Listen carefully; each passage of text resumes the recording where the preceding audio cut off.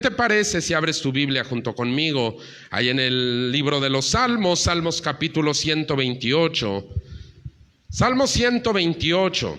Ahí en el libro del Éxodo, hermano, hay la historia, en unos cuantos renglones se cuenta la historia de dos mujeres que tal vez no son muy conocidas dentro de las predicaciones bíblicas, ¿verdad?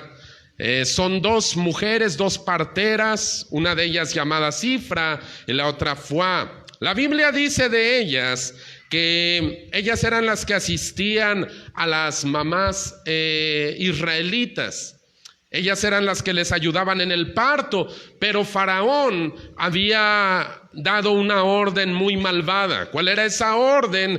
Que estas mujeres, cuando hicieran nacer al niño, vieran que si el bebé era varón, inmediatamente lo mataran. Si era niña, podían dejarla con vida.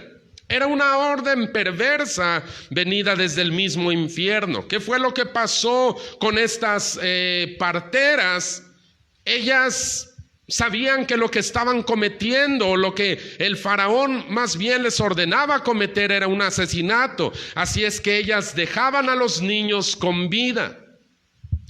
Éxodo 1:21 cierra la pequeña historia de Cifra y Fuá con una declaración poderosa. Dice: y por haber las parteras temido a Dios, Él prosperó sus familias. Quiero que pongas mucha atención a esa frase, porque hoy vamos a hablar de esto. Por haber las parteras temido a Dios, Él prosperó sus familias. Mira, la bendición de Dios, hermano, viene no solo sobre la persona que lo teme, que lo obedece. La bendición de Dios abarca aún a la familia de esa persona. Tal vez en estos momentos tú eres el único de tu familia que está sirviendo a Dios. Tal vez en este momento tú eres el único que viene a la iglesia de entre toda tu familia. Pero te voy a decir algo: mantente en este camino y Dios se va a encargar de bendecir aún a tus familiares. Porque los planes de Dios, hermano, no incluyen a una sola persona. Los planes de Dios nunca son egoístas. Los planes de Dios siempre involucran a la familia de esa persona. Créeme, mi oración cada mañana aquí en la iglesia es: Señor, salva familias enteras. Señor, salva a los familiares de mis hermanos que vienen aquí a la iglesia. ¿Por qué? Porque cuando Dios hace un pacto con un hombre o con una mujer, Él siempre está pensando también en la familia de él o de ella. Tú lo puedes ver allá desde el mismo principio. Génesis 7:1 dice la Biblia que Dios le dio gracia a Noé. Noé fue hallado agradable ante Dios y Dios le da una orden: entra tú y toda tu casa, o sea, toda tu familia en el arca, porque te he visto justo delante de mí. El que halló gracia delante de Dios fue Noé, pero los planes de Dios abarcaban también a la familia de Noé. Más adelante, en Génesis 12, vemos otro hombre teniendo un encuentro con Dios, Abraham. Y Abraham, cuando tiene ese encuentro con Dios, Dios está considerando a la familia de Abraham, y no solo a la familia de Abraham, sino a todas las familias de la tierra. Dice Génesis 12:13: serán benditas en ti todas las familias de la tierra. Ahora, esto, hermano, debe llenarnos de esperanza, porque en estos tiempos no vemos muchas familias. Por lo menos no vemos muchas familias bendecidas. Más bien vemos muchas familias en crisis. La familia, hermano, en esta hora es casi una especie en peligro de extinción. Puedes ver familias rotas, familias disfuncionales, familias heridas. Hace unas semanas, ahí en el mes de noviembre, miraba una noticia: un adolescente de 14 años en la Ciudad de México asesinó a dos de sus primos.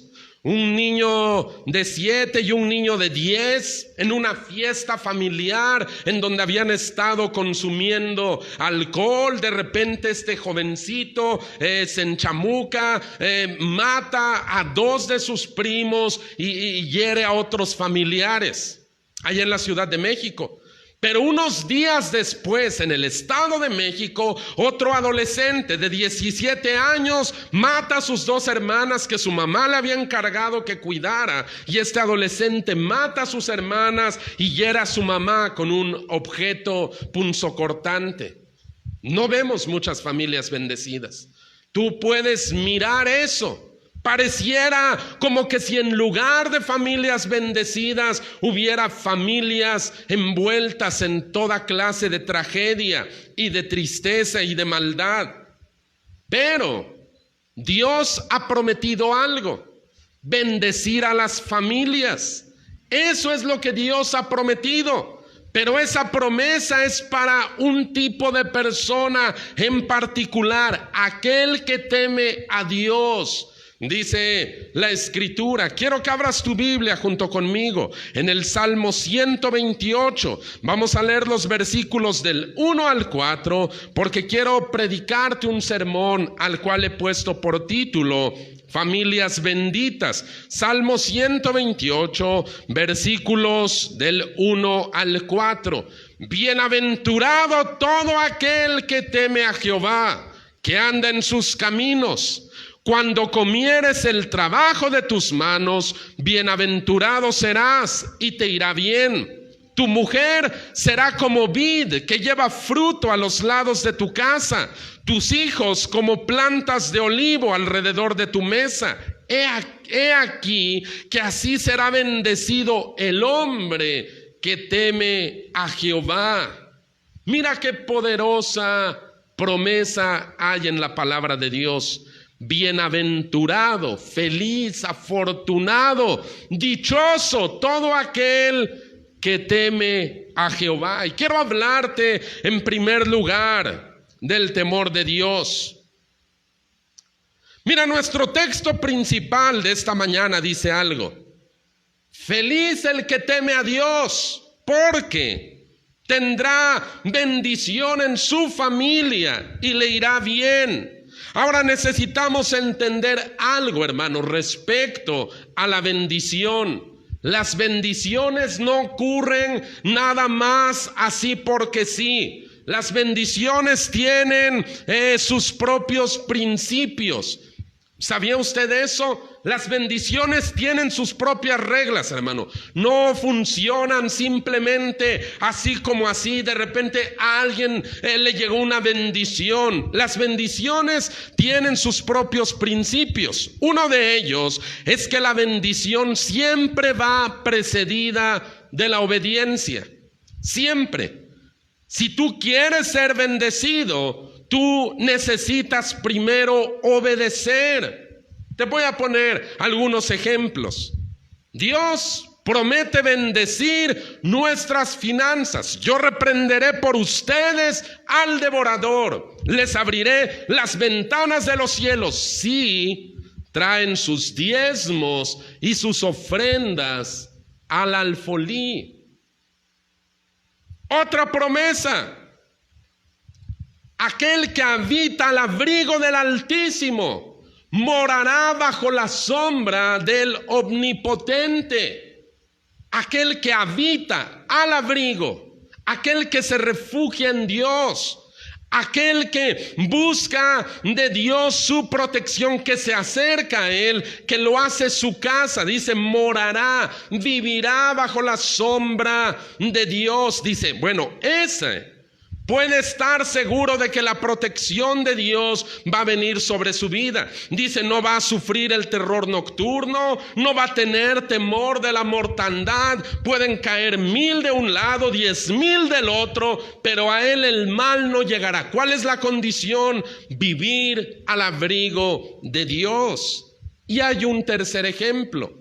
Hay muchos más, pero hay un tercer ejemplo. Dios promete bendecir a tu familia si es que tú andas en el temor de Dios. Y aquí me quiero detener un momentito, Porque cuando escuchamos la frase temor de Dios o temer a Dios, podemos imaginarnos un montón de cosas, ¿verdad? Podemos pensar que el temor de Dios tal vez es tener terror de Dios, estar asustado delante de Dios. Podemos imaginar muchas cosas, por eso es que me quiero detener aquí y enseñarte un poco de lo que es el temor de Dios, porque algunas de las cosas que pensamos no pueden ser del todo correctas.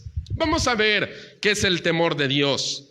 Mira, la palabra que se tradujo en nuestro texto como temor, aquel que teme a Jehová, es la palabra hebrea yaré. Esa palabra tiene dos significados. Uno de ellos, de la palabra yaré, es el miedo que te ocasiona algo terrorífico o algo espantoso. Tal vez miras una serpiente, de repente abres la puerta de tu casa y ves una serpiente dentro y sientes un temor por algo espantoso que hay ahí. Ese es un significado de la palabra yaré, pero hay uno más, y ese significado es un respeto reverente, un respeto muy profundo que se tiene por alguien que es superior a nosotros en poder, en autoridad y en majestad. ¿Qué quiere decir eso?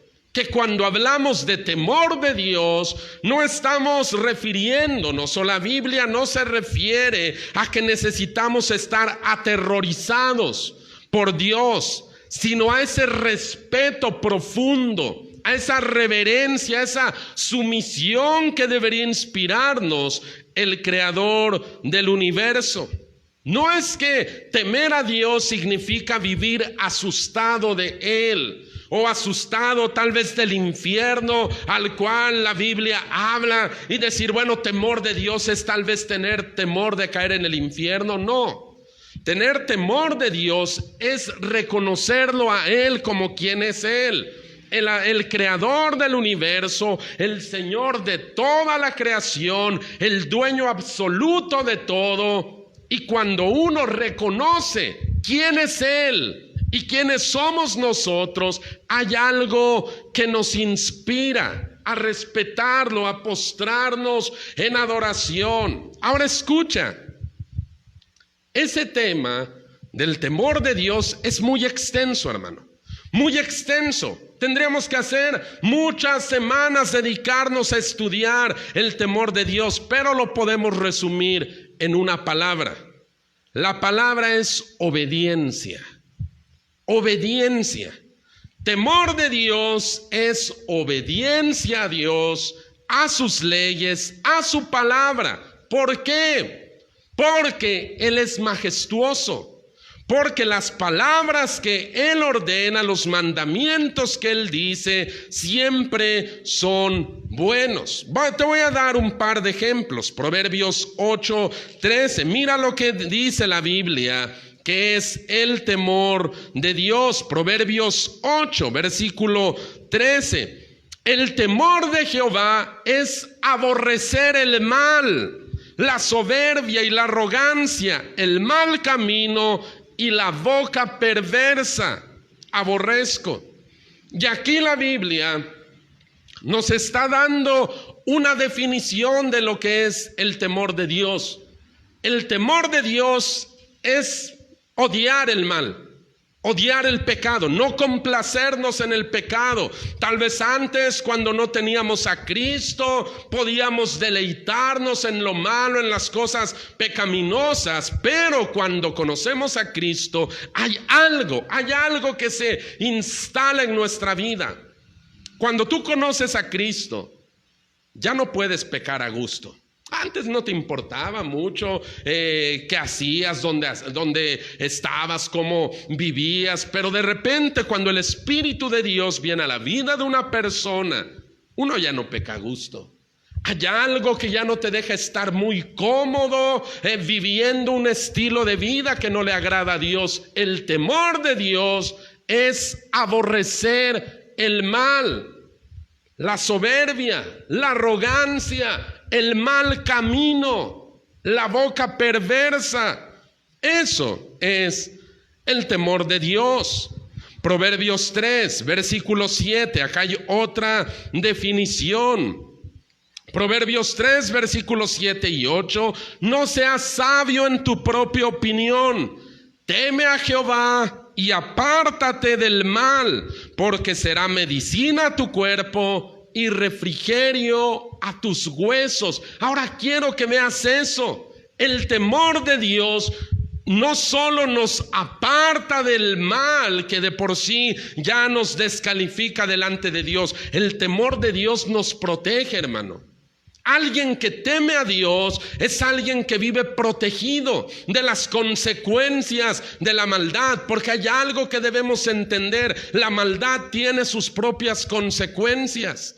Uno no puede pecar impunemente y decir, oh, no va a pasar nada, no creo que ocurra algo malo. Siempre que uno está metido en un estilo de vida pecaminoso, van a venir las consecuencias. Ahora yo quiero que tú mires esto. Dice, será medicina a tu cuerpo, será un descanso para tus huesos. ¿Qué quiere decir esto, hermano? Que cuando uno vive en santidad, cuando uno vive alejado del pecado, del estilo de vida que no le agrada a Dios, uno mismo es beneficiado.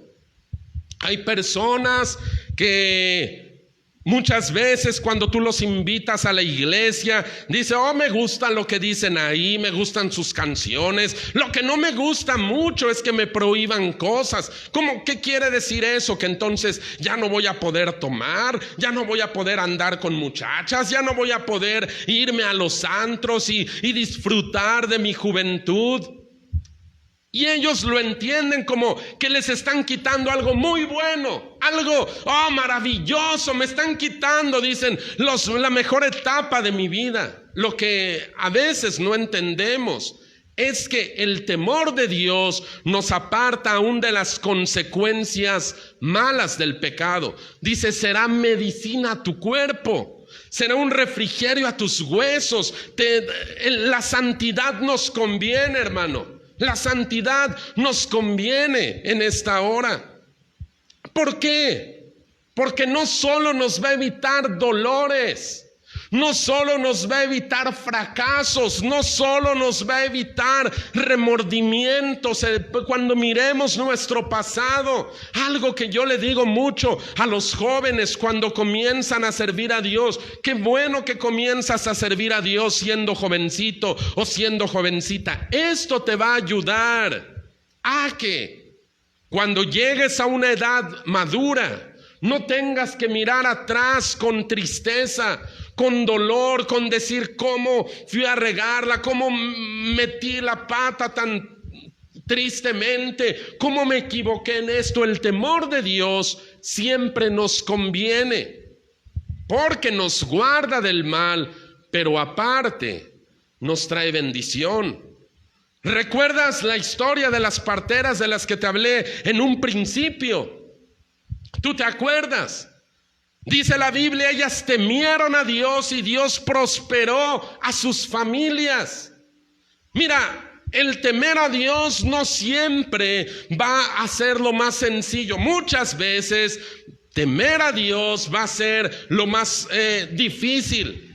Muchas veces así es. Regresa la historia de estas dos mujeres. El faraón, el rey de Egipto, les había ordenado matar a esos bebés. Pero estas mujeres sabían, esto es una maldad, esto es un pecado, esto es una injusticia. Es cierto que tememos lo que nos puede pasar, pero tememos más a Dios. Y Dios bendijo las vidas de estas mujeres y bendijo a sus propias familias. ¿Cuál fue la causa de la bendición?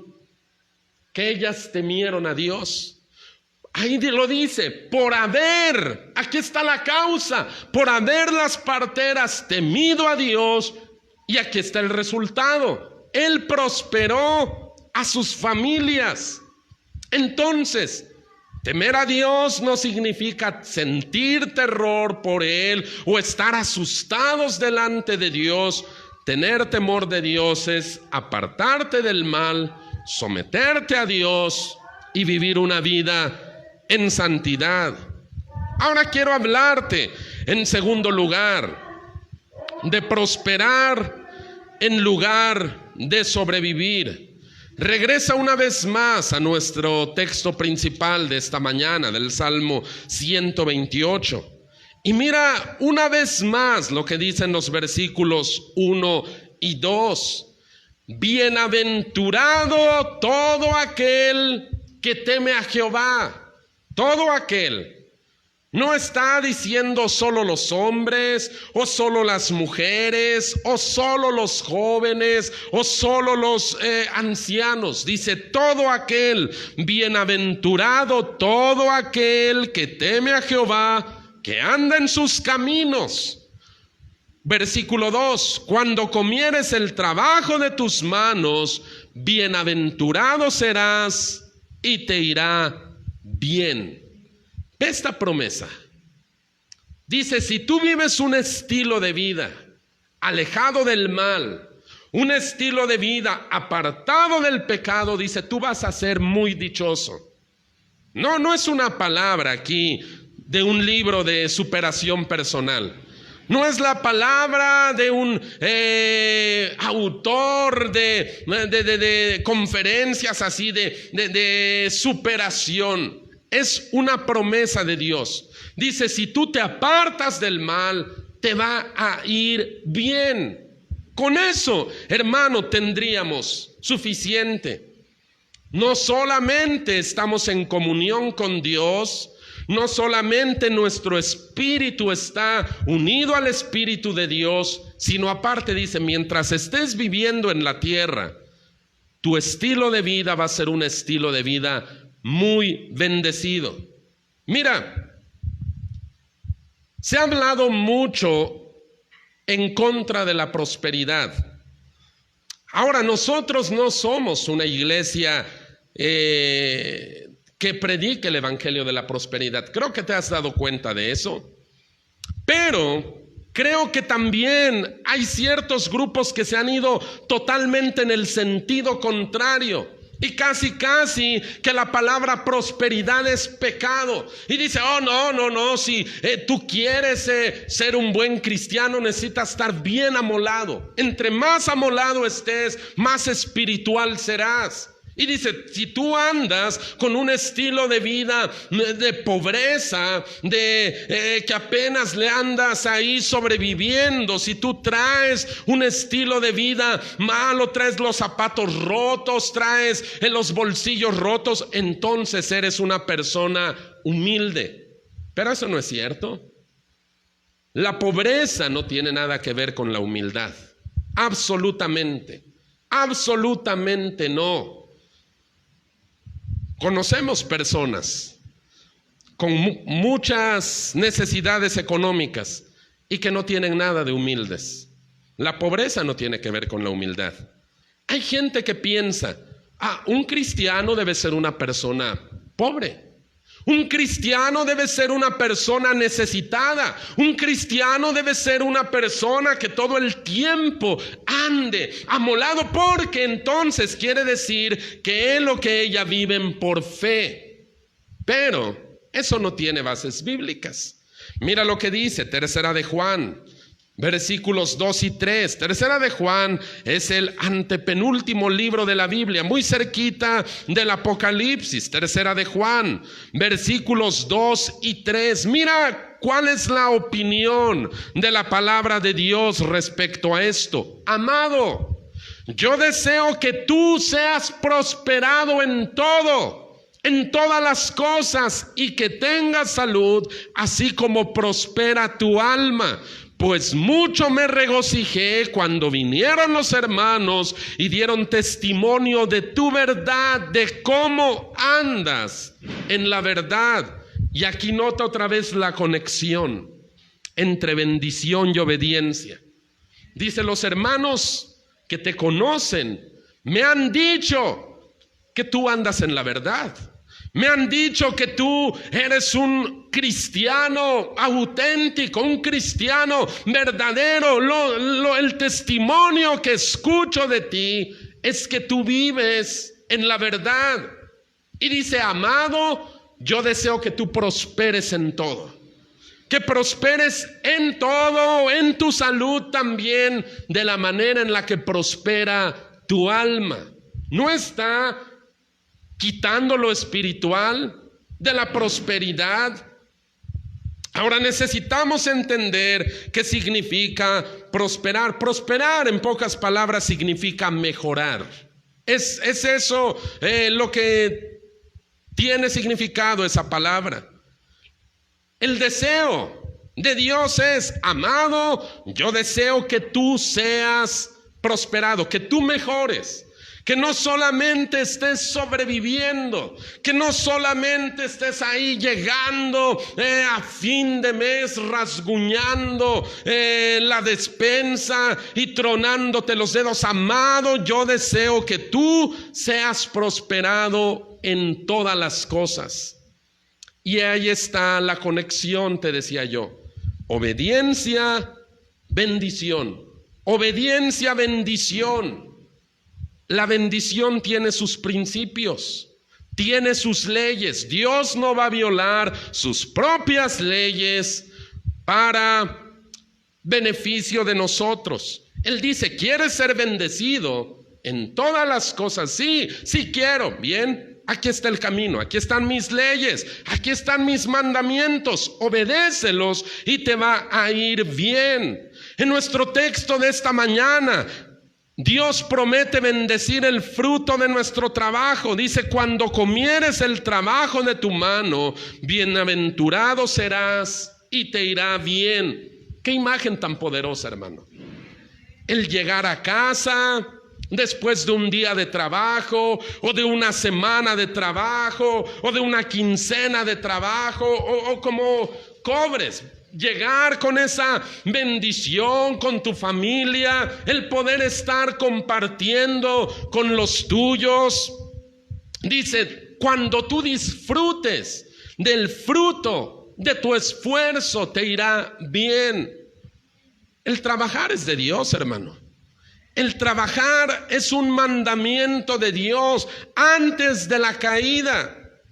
Dice la palabra de Dios que el Señor puso a Adán en el huerto del Edén para que lo labrase y lo guardase. Todavía no había pecado en el mundo. Estaba el hombre, estaba su mujer, y Dios les dio una misión a los dos: trabajen este huerto, multiplíquense, crezcanlo, dominen sobre toda esta creación que yo les he regalado. Trabajar es bueno. Alguien que no quiere trabajar, alguien que no quiere hacer lo que necesita hacer, no puede ser bendecido, hermano. No puede ser bendecido. Dios no bendice a un baquetón. Dios no bendice a un vago que nomás ande por ahí a ver viendo y es que soy cristiano, es que soy cristiano. El pastor José Luis Gagiola cuenta una historia de cuando él se convirtió. Cuando el pastor Gagiola se convirtió, era un jovencito, un adolescente, 14, 15 años, y dice: la verdad, yo era un vago, sin oficio, sin beneficio, no hacía nada. Un día alguien me predicó de Cristo, vine a la iglesia, empecé a servir a Dios, dice, pero no tenía trabajo. Entonces ellos vivían desde ese tiempo en la frontera, y para ellos era muy fácil poder pasar al otro lado, pasar a Estados Unidos, simplemente para ir y comprar o cosas así. Y dice el pastor Gagiola que él no tenía trabajo. Ya tendría para ese tiempo unos 16 años, ya iba a la iglesia, ya había dejado de drogarse, de andar en las pandillas, pero no tenía trabajo. Y dice que va a pasar, y el oficial de ahí de migración le dice: ¿y tú a qué te dedicas? Le dijo: pues soy cristiano. Dice: sí, pero ¿a qué te dedicas? Pues soy cristiano. Sí, pero ¿en qué trabajas? ¿Estudias o trabajas o qué? Soy cristiano. No, tú has de ser un vago, y no lo dejó pasar. Hay personas, hermano, que piensan que ser cristiano es así como que vivir, bueno, No vamos a trabajar, no vamos a producir nada, simplemente vamos a dejar que el tiempo transcurra. El Señor se va a encargar de nosotros. Nuestro texto de esta mañana dice: cuando comieres el trabajo de tu mano, te irá bien. El trabajo de tu mano. El trabajo. No hay otra manera, hermano, por lo menos bíblicamente hablando, en que uno pueda sostener a su familia. No hay otra manera. Cada trabajo es honroso siempre y cuando sea en el temor de Dios. Ahora tú no puedes decir: bueno, voy a dedicar a vender alcohol y tabaco y es un trabajo. No, eso no honra a Dios. Pero tal vez tú digas: bueno, solamente tengo un trabajo y me toca barrer las calles o me toca recoger la basura de las calles. Ese es un trabajo digno. Ese es un trabajo que Dios puede bendecir. ¿Por qué? Porque es un trabajo, y la satisfacción de un trabajador es que cuando llega a su casa puede disfrutar con su familia del fruto de su esfuerzo. Muchas veces uno no tiene ganas de ir a trabajar, seamos honestos. A veces uno amanece cansado o enfermo o agobiado, ya necesitas vacaciones, pero haces el esfuerzo, te levantas, vas a trabajar y hay una recompensa en ello.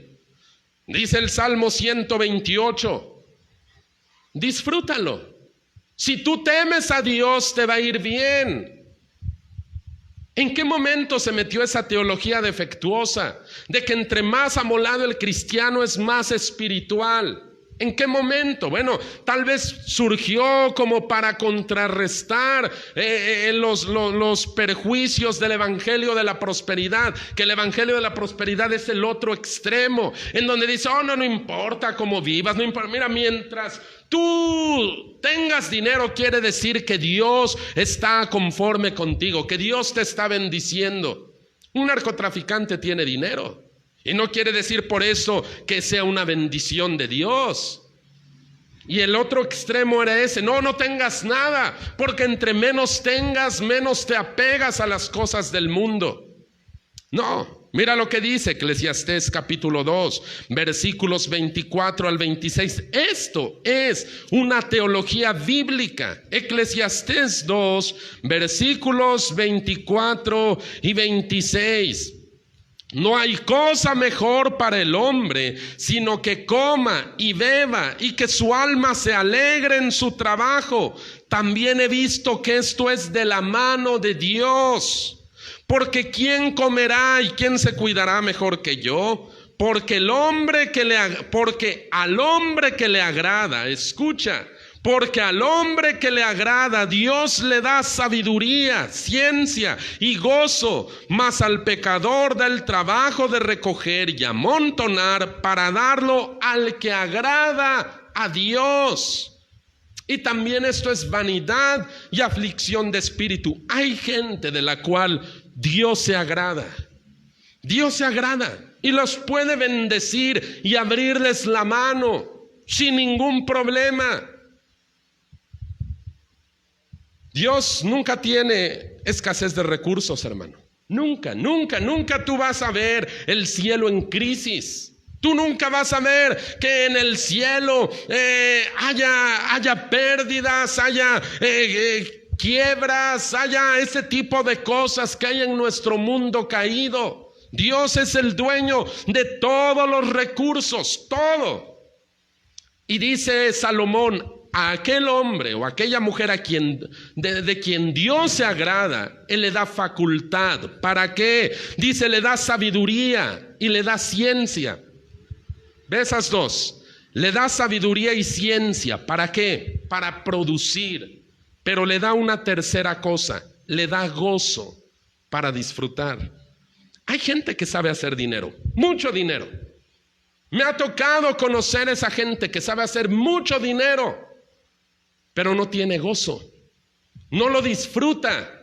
Para ellos el dinero es como un peso. Tienen mucho, pueden tener grandes cosas, bonitas casas, bonitos coches, bonita ropa, muy buen dinero, pero no hay un gozo en disfrutarlo. Tienen miedo de que alguien se los quite, tienen miedo de que alguien se los robe. No está esa bendición sobre sus vidas. Salomón dice: aquel de quien Dios se agrada, Dios le da sabiduría, le da ciencia y le da gozo. Y lo dice en el contexto de disfrutar de las bendiciones materiales. Así es que, hermanos, si a ti Dios te ha bendecido económicamente, disfrútalo, disfruta lo que te dé en este momento. Tal vez tú digas: bueno, en este momento solo tengo esto. Eso es una bendición. Eso es una bendición. Y tal vez tú digas: bueno, hoy tengo más que lo que tuve ayer. Disfrútalo. Es una bendición, pero no dejes que tu corazón se enamore de esas cosas. Simplemente disfrútalas como lo que son, una bendición de Dios, pero no lo más importante. Dios nos da, dice el apóstol Pablo, todas las cosas en abundancia para que las disfrutemos. Disfruta lo que tienes en este momento. Mucho, poco, mediano, gózate. Y pídele a Dios esa ciencia, esa sabiduría y ese gozo para seguir produciendo. Y quiero hablarte por último de vides y olivos. Porque la prosperidad que Dios promete a aquellos que le temen va más allá de la simple adquisición de bienes materiales. No es todo. Dios dice: yo te puedo bendecir en el fruto de tu trabajo. Pero mi bendición o mi prosperidad, la prosperidad bíblica, no es exclusivamente por cosas materiales. Estamos hablando aquí de familias. Me ha tocado también conocer gente que se ha hecho de mucho dinero, pero tiene familias destrozadas, divorcios, hijos quién sabe por dónde, por acá, por allá. No tiene una buena relación familiar. Sí, tal vez se dedicó a hacer dinero, se dedicó al negocio, se dedicó al trabajo, pero descuidó lo más importante. Y Dios dice algo: si tú andas en mis caminos, si tú me temes, si tú me obedeces, yo no solo voy a bendecir el fruto de tu trabajo, voy a bendecir a tu familia. Y para eso Dios usa la ilustración de las vides y los olivos. Mira, desde los tiempos antiguos, estos dos cultivos, las vides y los olivos, representaban bendición divina. Antes de que los israelitas entraran a la tierra prometida, Moisés se detiene con ellos y les da una descripción de la tierra a la cual están a punto de entrar. Dicen: miren, esta tierra a la que van a entrar es una bendición de Dios. Es una tierra llena de bendiciones. Es una tierra en donde no van a sufrir escasez, no van a sufrir miseria. Y entre otras cosas, dice: es una tierra llena de olivos y llena de vides. Ve conmigo a Deuteronomio 8, versículos 7 y 10, porque quiero que pongamos atención en esas dos figuras, los olivos y las vides. Deuteronomio 8, versículos del 7 al 10. Porque Jehová tu Dios te introduce en la buena tierra, tierra de arroyos, de aguas, de fuentes y de manantiales que brotan en vegas y montes. Versículo 8, tierra de trigo y cebada, de vides, higueras y granados, tierra de olivos, de aceite y de miel, tierra en la cual no comerás el pan con escasez, ni te faltará en ella, tierra cuyas piedras son hierro y de cuyos montes sacarás cobre, y comerás y te saciarás y bendecirás a Jehová tu Dios por la buena tierra que te ha dado. Las vides y los olivos. En el lenguaje del antiguo Israel, hermano, una vid representaba prosperidad Cuando se decía que un hombre se sentaba bajo su vid, quería decir que era un hombre lleno de, un hombre próspero, más bien. Era como un dicho en el antiguo Israel. Dice que cada uno se siente bajo su propia higuera y bajo su propia vid. Cuando un hombre, una persona tenía un cultivo de vides y podía sentarse a su sombra, era reconocido como alguien con una buena capacidad económica. Pero ahorita no me quiero enfocar en esto. Quiero hablarte de la bendición de Dios. Mira lo que dice el Salmo 128. Regresa a nuestro texto principal, versículo 3. Tu mujer será como vid que lleva fruto a los lados de tu casa. Otra vez, tu mujer será como vid que lleva fruto a los lados de tu casa. Ahora, me puse a investigar un poquito respecto al cultivo de la vid. Mira, una vid fructífera, porque aquí Dios está hablando de una esposa semejante a una vid que produce mucho fruto. Una vid fructífera, hermano, una vid frondosa, una vid abundante no es producto de la casualidad. Ningún cultivo lo es. Ningún cultivo. Aquellos que siembran o que alguna vez han trabajado en el campo, cuando tú miras un campo lleno de milpas y con los elotes brotando, tú sabes que eso no brotó ahí de la casualidad. Hubo trabajo atrás de toda esa cosecha. Hubo trabajo, hubo esfuerzo, hubo inversión, hubo dedicación. Bueno, una vid fructífera no es producto de la casualidad. Una vid fructífera también es producto del trabajo, de la paciencia y de la dedicación de aquel que la cultiva. Tengo que investigué varias cosas, pero solo las quiero sintetizar aquí. Mira lo que encontré.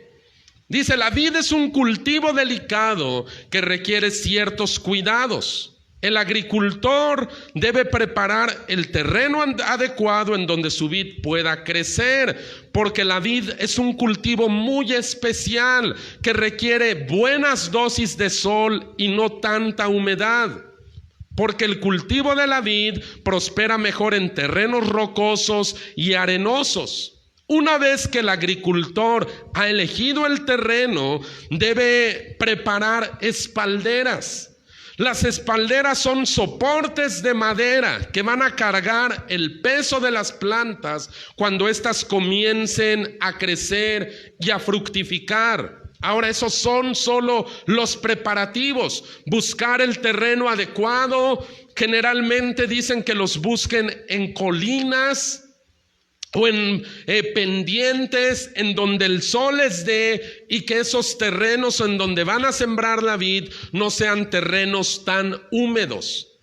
Preparan el terreno y siembran la semilla. Ahora, después de eso, van a venir muchos meses de trabajo, de paciencia, de esmero, porque van a tener que regar de una manera adecuada. La vid no necesita tanta agua, van a tener que regarla, van a tener que podarla, van a tener que fertilizar la planta, cuidarla de la maleza que crece alrededor, cuidarla de las plagas. El primer año, dicen los expertos, que el primer año el fruto que produce la vid sí se puede comer, pero lo que los expertos aconsejan es que se pode todo, que la dejen pelona. El segundo año el producto de la vid ya se considera bueno, pero no excelente. Hasta el tercer año los frutos de la vid ya sirven para preparar buenos vinos. Mucho trabajo, mucho esfuerzo, mucha paciencia y mucha dedicación. Tu mujer será como vid que lleva fruto a los lados de tu casa. El cultivo de la vid, hermano, es la imagen de un matrimonio bendecido. Porque así como una vid fructífera, una vid bonita, una vid frondosa, no es causa de la casualidad, un matrimonio bendecido tampoco es obra de la casualidad. No lo es. El hombre que teme a Dios va a trabajar con paciencia, con dedicación, con esmero para cuidar su propia vid. Tú no puedes aspirar a tener un matrimonio bendecido si no trabajas en él, hermano. No, los casados y los solteros. Tú no puedes aspirar a tener un matrimonio bendito si tú no trabajas en él. No, puedes hacer muchas cosas, puedes decir, puedes poner, pero si tú no trabajas, no vas a tener un matrimonio bendecido. Y cuando hablo aquí de trabajar, no digo salirte a ganar el pan, porque de eso ya hablamos. No, trabajar en tu relación. Trabajar en tu relación con tu esposa, o si eres mujer, con tu esposo. Que aquí, lo siento, pero es lo que dice la Biblia. Aquí nos está tirando más a nosotros los hombres. Dice, tu mujer será una vid fructífera. Una vid que lleva fruto, que se ha extendido. Ahora, lo que yo investigaba era eso. La vid es un cultivo muy delicado, hermano, muy laborioso, requiere mucho trabajo. Pero al final produce grandes satisfacciones y grandes beneficios a aquel que ha trabajado en su plantación. Los vinos de los mejores viñedos. Hay vinos que pueden cotizarse en $100,000 una botella de vino de los viñedos franceses de cierta región. $100,000 una botella de vino que surgió de una vid fructífera. Y Dios dice, yo puedo bendecir no solo el trabajo de tus manos, puedo bendecir tu matrimonio. Si es que tú inviertes en trabajar en ese matrimonio. Pero Dios hace otra promesa. Tus hijos serán como plantas de olivo alrededor de tu mesa. Ahí en la palabra de Dios, el Señor le llama a Israel su hijo. No en este texto, en otros. Dice, Israel es mi hijo. Y hay veces en que Dios le dice a Israel, Israel es mi olivo. El olivo en la Biblia es el símbolo de la honra. Con el producto del olivo se fabricaba el aceite de la unción, con el cual eran ungidos los reyes, los sacerdotes, los profetas. Y Dios aquí le llama a nuestros hijos, o promete que nuestros hijos serán como olivos alrededor de nuestra mesa. Ahora, también investigué un poquito respecto al cultivo de los olivos, y dice que los olivos se caracterizan por ser árboles muy productivos, muy fructíferos y árboles muy lozanos. ¿Qué quiere decir esto? Que los olivos pueden llegar a vivir literalmente siglos, hermano, siglos. De hecho, en Israel hay olivares de tiempos de Jesús en la actualidad. Pero mantener un olivar sano, fructífero y joven va a requerir también mucho esfuerzo. Y acá hay algo que miré que necesita el cuidado de los olivos. Hay dos cosas esenciales: podarlos, mantenerlos siempre podados, y también protegerlos contra las plagas, porque es un cultivo al cual las plagas lo atacan mucho. Y eso me pareció muy interesante, porque Dios está simbolizando o representando a nuestros hijos con olivos. Nuestros hijos también requieren una poda constante, hermano. Nuestros hijos también requieren que los cuidemos contra las plagas que los atacan.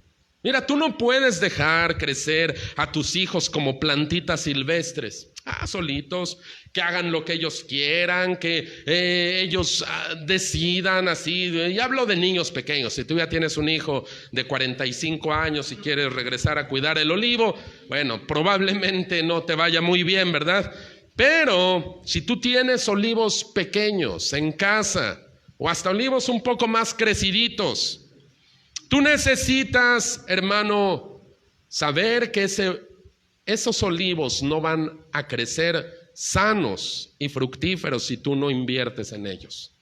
Si tú no los cuidas, no te puedes esperar buenos frutos. Nuestros hijos son nuestro huerto, hermano, son nuestro plantío. Y yo te decía hace rato, en la Biblia el olivo es un símbolo de honra. O sea que nuestros olivitos pueden traernos honra. Mira el trabajo que tú hagas el día de hoy con esos niños, con esos adolescentes, con esos hijos. Puede traerte honra o también puede traerte deshonra. Puede traerte esa deshonra. Proverbios 29:15. Mira lo que dice la palabra de Dios. Proverbios 29, versículo 15. La vara y la corrección dan sabiduría, mas el muchacho consentido avergonzará a su madre. Y acá hay un olivo consentido, que lo dejan que haga lo que quiera, que vaya, que suba. Dice, bueno, déjalo crecer como un matorral silvestre y te va a traer vergüenza. No lo dice el pastor, no lo dice el compañerismo, lo dice el sabio Dios. El sabio Dios es el que dice eso. ¿Quieres que tu olivo crezca como matita silvestre? Déjalo. Dice, y te va a traer vergüenza. Versículo 17, de ahí mismo, corrige a tu hijo y te dará descanso y dará alegría a tu alma. ¿Ya viste el contraste? Corrige a tu hijo y te dará descanso y dará alegría a tu alma. ¿Te has dado cuenta cómo la bendición tiene sus propias reglas, hermano? En las redes sociales se comparten muchas veces imágenes cristianas, ¿va? Algunos les ponen imágenes, otros les ponen versículos de la Biblia y te ponen ahí, comenta amén, para que Dios te bendiga. Oh, y ves a muchos comentando amén, amén, amén, amén, amén, amén, todo lo que sale, amén, amén, amén. Y dice, bueno, ya, la bendición de Dios va a venir a mi vida. Señor, ¿por qué no me bendices? Si en el Facebook he comentado amén, amén, amén. Porque la bendición tiene sus propias reglas. Bienaventurado aquel que teme a Jehová. Bienaventurado. Hermano, si somos diligentes en el cuidado de nuestras vides y de nuestros olivos, Dios se compromete a bendecir nuestros esfuerzos. Porque acá hay dos cosas: el trabajo del hombre y de la mujer que temen a Dios y la bendición de Dios. Dice, sí, tú trabaja y yo bendigo tu trabajo. Porque hay otra cosa. El agricultor puede esforzarse mucho en trabajar en su vid y en su olivar, pero si no hay un buen clima, no se va a dar ese cultivo. El buen clima lo da Dios. En nuestra familia es así. Tú puedes intentar hacer muchas cosas alejado de Dios y alejado de su palabra, buenas terapias, buenos consejos, buenas cosas, pero ahí no va a estar la bendición de Dios. ¿Quieres la bendición de Dios? Témelo, sírvelo y vas a probar grandes alegrías, grandes beneficios. Él se compromete. Cierro con una declaración del Salmo 104, versículos 14 y 15, y aquí se vuelven otra vez a ver los frutos de los olivos, de las vides, pero ¿quién es el que los da? Salmo 104.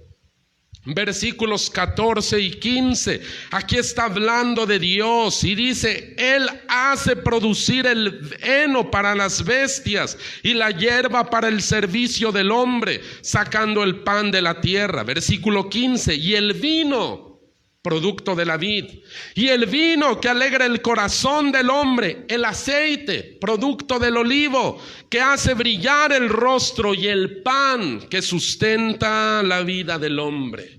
Y aquí están las tres cosas: el fruto de tu trabajo, el fruto de tu matrimonio, el fruto de tus hijos Y dice, ¿quién lo produce? ¿Quién lo da? El versículo 14 dice, Dios es el que da todas esas cosas. Pero el trabajo del hombre o de la mujer que teme a Dios es esencial. Quiero que le des una...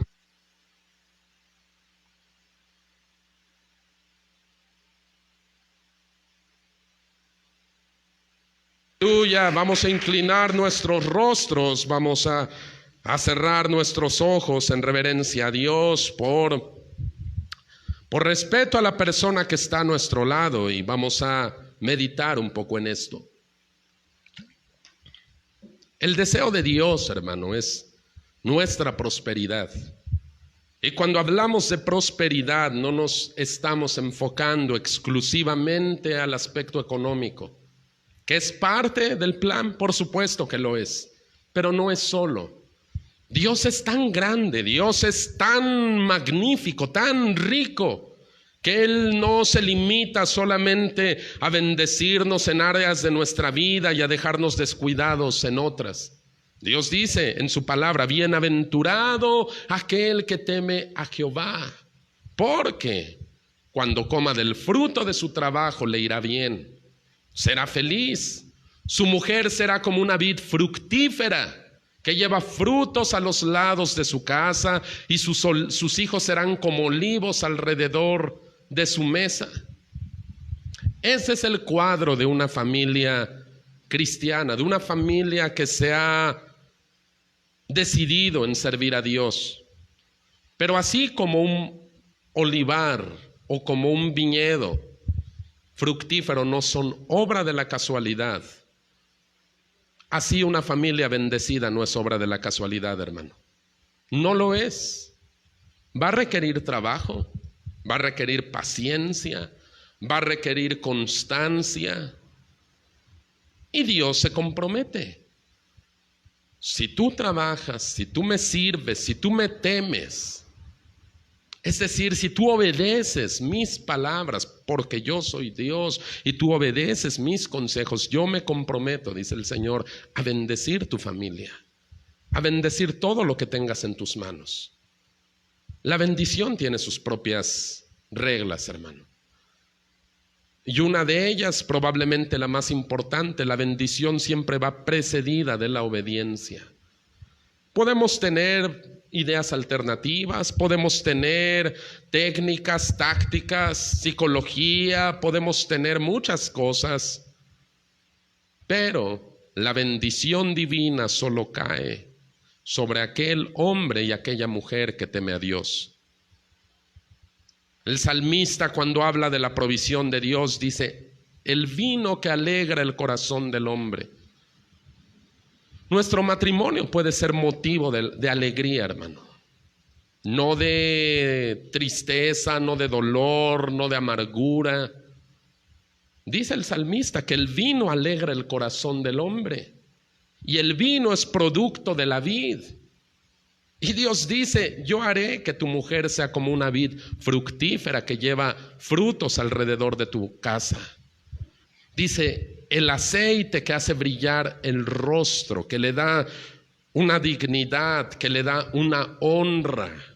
Nuestros hijos pueden ser esos olivares que producen ese aceite que alegre nuestro corazón. Dice el libro de los Proverbios, corrige a tu hijo. Cuida tu olivar, cuida tus olivos, cuida tus plantitas, no las dejes como plantas silvestres. Cuida tu olivar y te dará descanso y alegrará tu alma. Hay muchos hijos que no provocan alegría en el corazón de los padres, ni descanso, al contrario, zozobra, preocupación, ese tipo de cosas en donde el padre o la madre de familia, más que estar descansando, oh, mi hijo, mi hija sirve a Dios, teme a Dios, está preocupado, ¿dónde estará en este momento? ¿Qué andará haciendo? Otra vez ya se metió en problemas, otra vez ya anda en este tipo de cosas. Y el pan, dice, que sustenta el corazón del hombre, que sustenta al hombre. Y ahí habla del fruto de nuestros esfuerzos. disfrutemos la buena vida que Dios nos ha dado. Probablemente en esta hora tú digas, oh, me hubiera tanto gustado saber esto antes. Pero te voy a decir algo, bendito sea el Señor que en Él nunca es tarde, aún podemos comenzar. Nuestros propios grados de influencia tal vez en nuestras siguientes generaciones, con nuestros nietos, con la gente que está a nuestro alrededor, nosotros mismos siendo un testimonio para otras parejas, para otros matrimonios, diciendo, ¿sabes qué? Mira, antes yo no sabía esto, pero un día la palabra de Dios habló a mi vida y ahora yo sé cómo Dios puede bendecir a tu familia. Todo esto es real, hermano. Todo esto es real. Yo lo digo porque he visto, por la gracia de Dios, matrimonios buenos, familias buenas, de gente que sirve a Dios y que por años tú puedes ver una familia bendecida. Oh, yo tengo en la mente ahorita varias familias que conozco en donde la bendición de Dios es tan evidente. Y eso, hermano, Dios nos lo da a aquel que quiera. Bienaventurado todo aquel que teme a Jehová. No es solo para unos cuantos, no es para los afortunados, no es solamente para aquellos que Dios simpatiza más con ellos. No, bienaventurado todo aquel. La condición es una sola, teme a Dios. Sométete a Él, obedécelo, aléjate del mal, aléjate del estilo de vida pecaminoso, dice, y Él se compromete a bendecirte. Mientras la iglesia medita con estas palabras, quiero dirigirme a personas que tal vez en este momento no tienen a Cristo en su corazón. Si tú estás ahí escuchando esto, tal vez te has identificado. Yo quiero que tú ores junto con nosotros junto conmigo en esta mañana. Quiero darte una dirección. Ora junto con nosotros y repite estas palabras. Padre, en el nombre de tu Hijo Jesús, hoy te doy gracias, Señor, por este tiempo de salvación. Yo te pido perdón por todos mis pecados y todas esas cosas malas que he hecho y que me separan de ti. Hoy reconozco que Jesucristo vino a este mundo para salvarme de mis pecados, que su muerte en la cruz es el pago por todas mis fallas. Hoy te pido, Señor Jesús, entra en mi corazón, conviértete en el Señor de mi vida, conviértete en el dueño de mi destino. Yo te confieso como mi Dios y mi Salvador. Amén. Aleluya. Vamos a levantar nuestros rostros a darle la gloria a Jesús. Aleluya. Señor es bueno.